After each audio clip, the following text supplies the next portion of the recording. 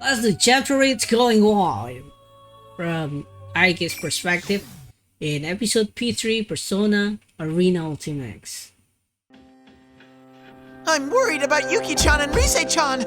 Hang in there, ladies. I'll come get you in no time. Still, this hallway has been going on forever. If this continues, we will be unable to make any progress. My lengthy time bounds to the cross of salt in a serious drain of my energy reserve. My condition has deteriorated to the point where even normal maneuver will be difficult. If I were to face another shadow, I might be at a severe disadvantage. On top of that, the young man named Sho displays godlike abilities. My sister and Yor aren't in pursuit of a target with the power to freeze everyone present.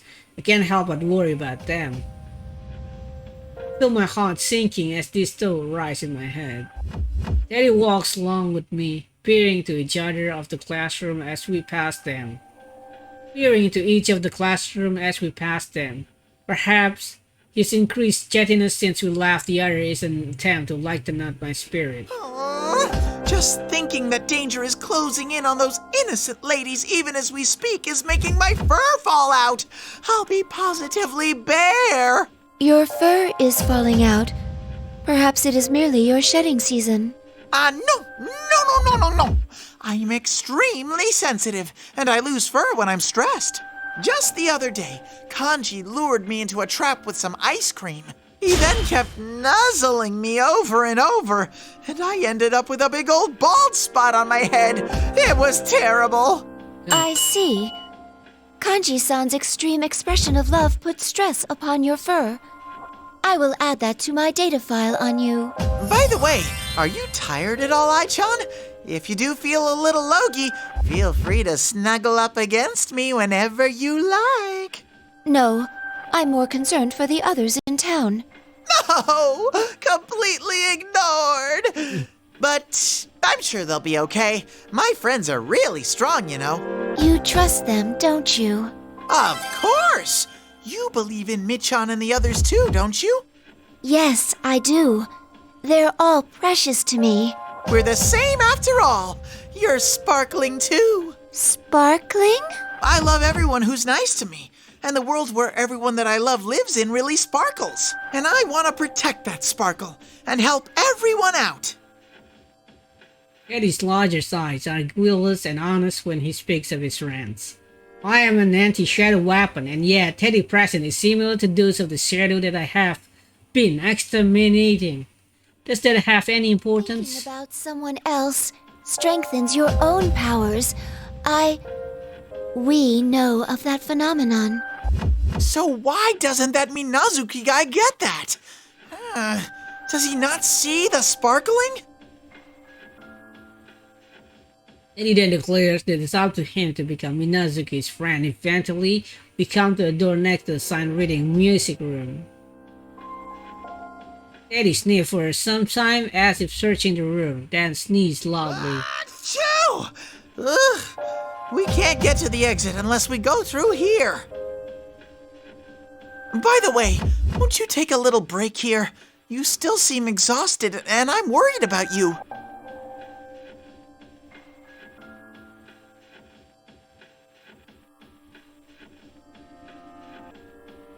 Eddie looks at me with worry while he suggests that we should have descended quite a bit by now, but there is still no signs of the exit. There's no time to hesitate. Most of all, I can't let myself become a burden either. Thank you. You're truly kind. Of course I am! It's basic bear etiquette! Eddie puffed out his chest with pride as he put his hand on the music room door. We're barreling in! Excuse us! There's nothing of note in the room but a grand piano. I'm about to suggest that we take a short break here, but a warning alerted me of an approaching shadow appeared in my vision. It's reading. It's close. Targets acquired. An anti-shadow weapon and a shadow. Commencing elimination. When I hear that the flat mechanical voice, a giant axe instantly appeared above us. In a flash, I realized that we were being ambushed, but my body is too exhausted to move like I wanted to. It's going to hit me. If I take any more severe damage, I'll be destroyed. John!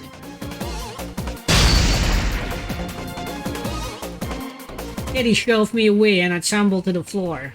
The fog and dust stir up from the impact begin to settle, and I see the giant blade embedded into the floor right where I had been standing. Teddy had been hit by the attack meant for me and now is lying motionless on the ground. Man, you're weak. I was just trying to surprise you a little. You're a copy of my sister. I was ordered to take part in a battle near you. But that don't matter anymore. I'm gonna do whatever I want starting now. Aye, John! Run! Man, Shadow's persistent. Once I'm done with ice, I'm gonna grind you down to fertilizer. Teddy! That strikes Teddy a heavy blow and he slams into the wall before sliding down into a heap. I tried to rush to his side, but No.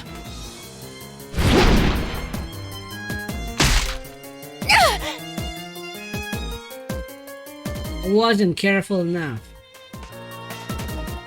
The strike at Hades was part of a combo with a second attack, anticipating that I would try to counter his aid. Though I was able to avoid a direct hit, the tip of the axe catch my leg with a dreadful noise. I stand up and prepare to dodge any further attack, but the hit I just took had been enough to damage my leg. I won't suppose my wig and I also my knees. It won't support my neck. My And it falls frame's to my knee. been cracked.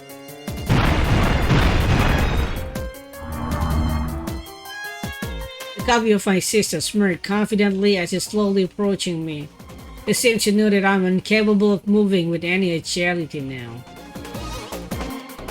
Right then, I'll notice that the red pillar have appeared in a corner. There's no way to escape. Trying to hurt you, you know? I knew you were weakened by this. I was trying to hurt you now. It's so easy. Just target the weakest one, and the numbers will drop on their own. These bonds are pretty useful.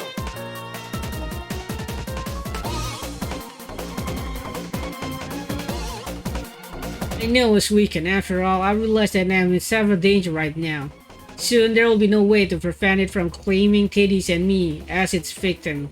Up until now, I've witnessed how my sister Shadow fought, as well as how my sister herself fought with her heart had been dismantled. That's why I thought that I had understood how to deal with this fake version of her too. But my sister was in this state, and it's sad though. Walking the same way, using her body full potential and full by inner drive to destroy. Each attack from them was a threat, but such straightforward opponents are simple to deal with. But this fake is different. She isn't berserk like a shadow, and she hasn't lost her heart.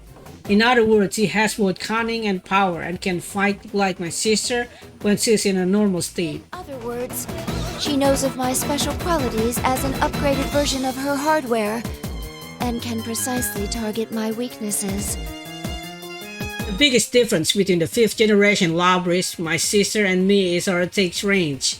Of my standard weapon, our firearms, my sister has no range long weaponry aside from of her persona abilities. Normally I would have an advantage over her provided I am able to keep a distance between us. My damaged leg robs me of my mobility, so I can't do that right now. The fighter able to hit harder will have the upper hand here. The double must have known that and targeted my leg from the start. I already made a mistake in the limousine, and this will be my second blunder today. If only I had been better able to deal with things. My regret spills from my mouth as the axe in the shadow hands rise higher and higher. My sister asks way close to her turret as much as her body and C activate booster to deliver an even more destructive attack. Speeding up her swings to a truly dangerous rate, a single hit from it could be enough to put me into a helpless state.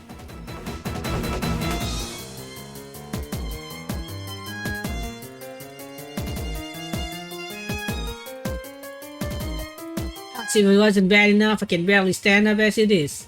I can't even aim properly. Power so that I could protect my comrades, but What are you wondering about? You're next, Digus. Come at me. I couldn't respond to a sudden ambush. Those close to me have been wounded. I can't save anyone like this. Now that I'm facing a truly desperate moment, something surged from my depth of my heart. Anger. Anger at myself and my powerlessness. I don't want to use my damage as an excuse for my death. Move. I guess move. Behind the rising heat swelling within me, I understand. My barren body is unable to put up a fight, but I cannot lose. I must maintain this power, but keep my emotions under control as I determine the best course of action at the moment. Think, how can I turn this situation around? What can I do to protect my comrades?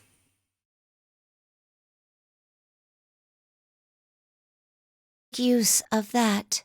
I should have had maintenance done, like Fuka-san said. The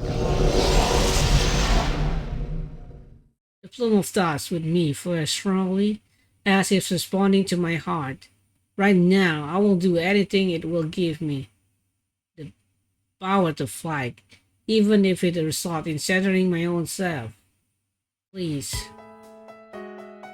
Give me the power to protect my friends. Persona, rise up! Beginning frame coding. Stand by, EXO. Are you still gonna try something? Sounds like you don't want to fight that. That's cool with me. Here!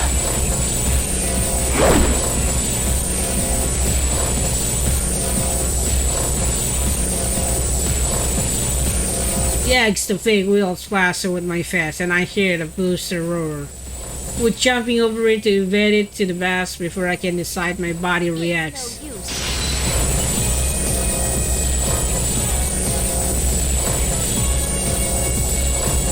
I cross my arms and take the brunt of strike of my forearm. Violent sparks fly in the collision, and the force of the attack travels throughout my entire body. You saw me just like that? Wouldn't you? I'll just slice you in half!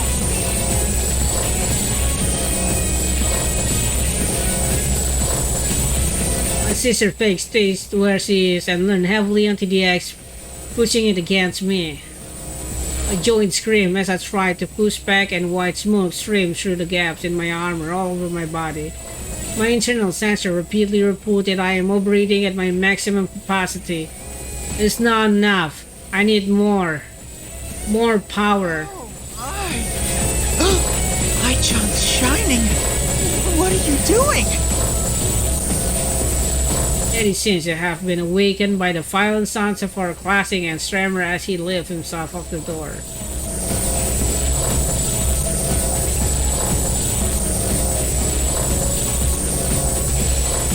I'm relieved that she's able to move, but from this point on, everything is a gamble. Please stay away.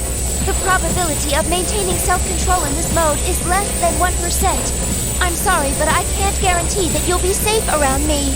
It's ready. Releasing all limiters. Extreme Orgia mode. Orgia mode. Man, I fall asleep a few times already. I'm really sleepy. It's morning, man. What's wrong with me? Final! Fight! Extreme Orgia mode.